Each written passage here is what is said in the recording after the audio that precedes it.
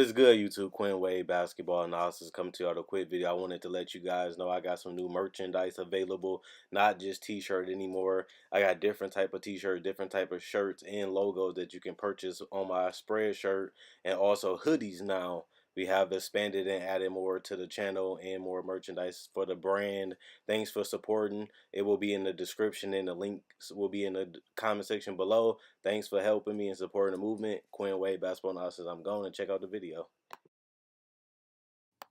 What's good, YouTube? Quinn Wade Basketball Analysis coming to y'all with a quick video. We're going to talk about Malik Monk, a guy that got buried in the bench on last season. Basically, he couldn't get off the bench. He was struggling to shoot because he was playing well in preseason last year, but could never really put it all together. And with a new coach after firing Steve Clifford, he has shown that he can be a legitimate scorer in this league. Even though he's still not getting that much minutes, it is an increase from last year. Last year, he averaged 13.5, and he played 63 games last year, started none. This year, he has already played in 11, and he's getting more minutes with 23 a game. And he's showing slight improvements, 41 from the field, 36 from three, 80% from the free throw line, while also giving you 2.6 assists and 13 points a game, which is much needed considering that this roster didn't even have any big moves in the offseason, so they needed somebody to help as the NBA has gotten better all around, top to bottom. Every team has shown improvement, and they have added other pieces, and it was something that Charlotte had to do. Obviously, bringing in a guy like Miles Bridges was a good pickup because he's a guy that put a lot of effort and energy and a lot of hustle. Plus, he can score in multiple ways, and that gives him a guy that can play the 2, 3, or the 4, depending on the lineup. And that gives them that versatility. But Malik Monk is one of those players also that he can play the point. He showed that he can be a capable passer. He showed that he can be good in the pick and roll. He shows that he can score at this level, and I feel like he showed that last year. It was just a matter of getting on the court and developing because he really couldn't show what he learned in practice and what he was learning from the coach because he wasn't playing that many minutes and not getting that many opportunities. But Malik Monk had a lot of hype. He was at one point one of the top 5 picks in the draft. But then he ended up falling when the draft came, and a lot of people were saying, hey, Malik Monk, he's going to be a steal. Malik Monk should have went higher. People are going to regret giving up on me, not drafting Malik Monk.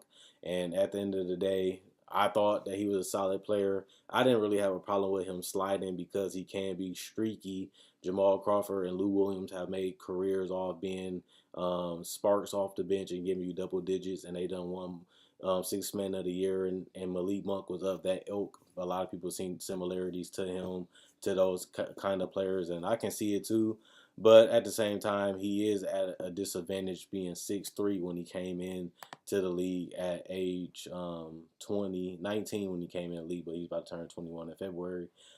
He showed those signs, but being 6'3", 200 wasn't enough to me. He needed to bulk up and get some more strength so that way he can take the physical of the NBA. He was real small. They was forcing him off his spots. They was making him more of a dribbler than the person that can catch and shoot. Malik Monk likes to score in rhythm. He likes to dribble. He likes to get to his spots.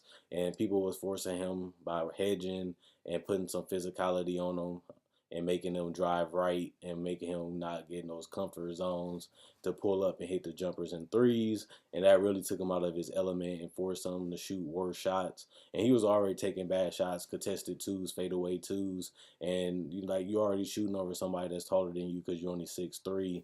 And not only that, now you got somebody that's forcing you to take shots that they want you to take. So he was at a big disadvantage coming into the league, but I thought he would grow a little bit more since his rookie year, but he didn't. He's still 6'3". He got more bigger and more stronger, but he hasn't really got taller, which is a little bit of a surprise, but at the same time, I thought that that's what he needed to at least get to 6'5", 6'6", and if he could have been able to do that, it would have helped them a whole lot going against a lot of shooting guards in the league as they have got bigger strength-wise and they have got bigger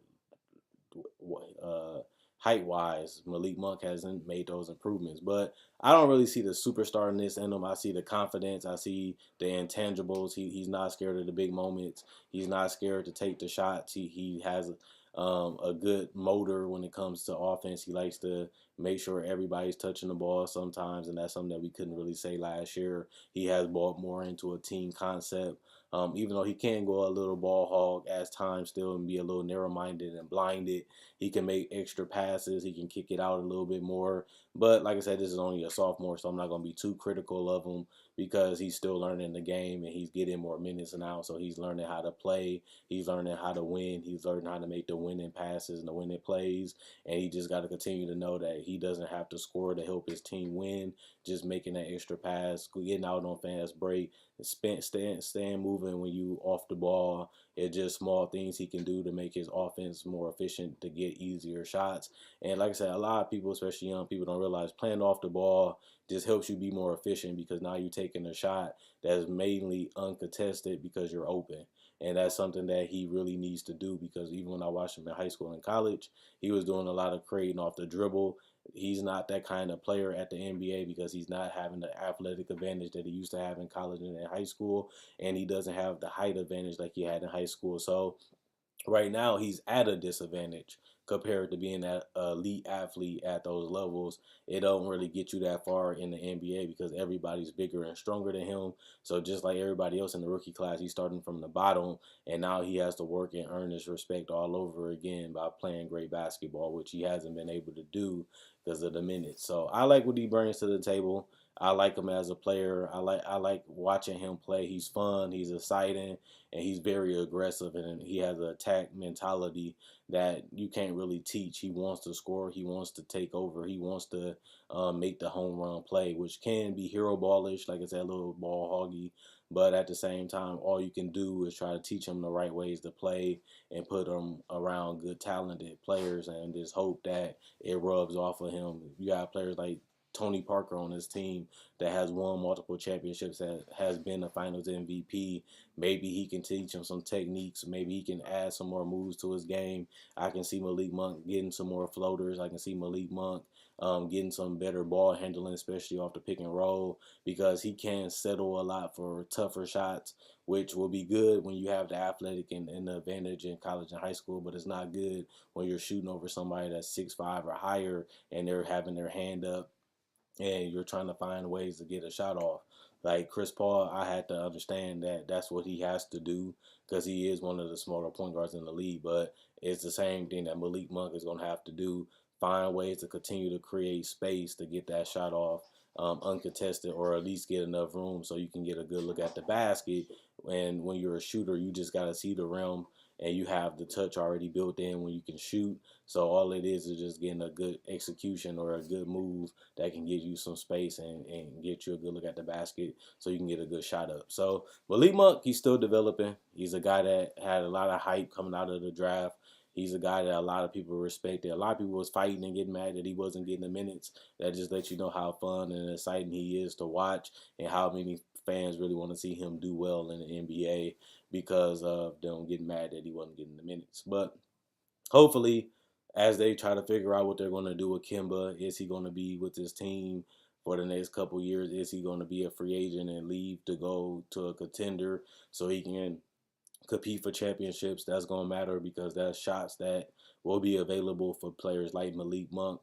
I don't really think he can be a point guard at this point, even though he is averaging a career high in assists. He just has that score first mentality, and that could be good and bad depending on what you're trying to do. It's good when you're coming off the bench because you're giving them a punch and you're giving them somebody that's aggressive, but it may not be good when you're a starter and everybody needs the touches and everybody has a mismatch, and every time they switch you have to find the right guys, you have to make the right plays, and you have to execute offense for players that can't create their own shot.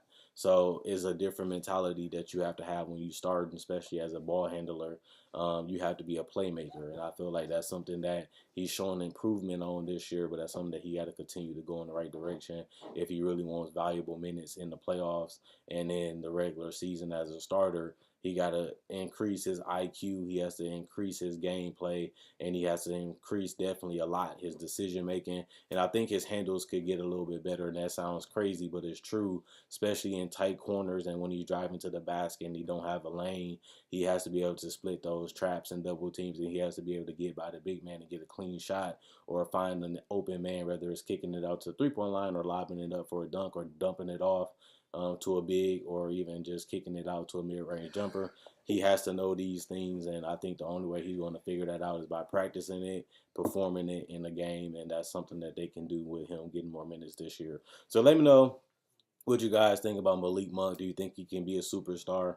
Do you think he can be an all-star? Do you think he's going to leave Charlotte to have an opportunity to showcase his skills? Or do you think Charlotte is going to finally buy into him this year or next year before his rookie contract is up and show him that he's an intricate part of this team and he's a player that they want to succeed? But not only that, they want him to succeed in the Charlotte jersey. So let me know what you guys think. Quinn Way Basketball Analysis. I'm going. Check out my website at analysisplayground.com. Link will be in the description in the comment section below. Check out my Facebook page, analysisplayground.com. Link will be in the description in the comment section below. Like on Facebook to show support. Also check out my Spreadshirt. There you can find t-shirts, hoodies, and sweaters. Also things like water bottles, cell phone cases, and even pillowcases, even something random like a mouse pad. All that's available. Thanks for supporting the brand. Thanks for supporting by watching and binge watching my older videos and liking and supporting the videos that do come out. And Quinn Way Basketball Analysis, I'm gone. Let me know what you guys think about Malik Monk in the comment section below. Star, superstar, bench player, six man. Let's see.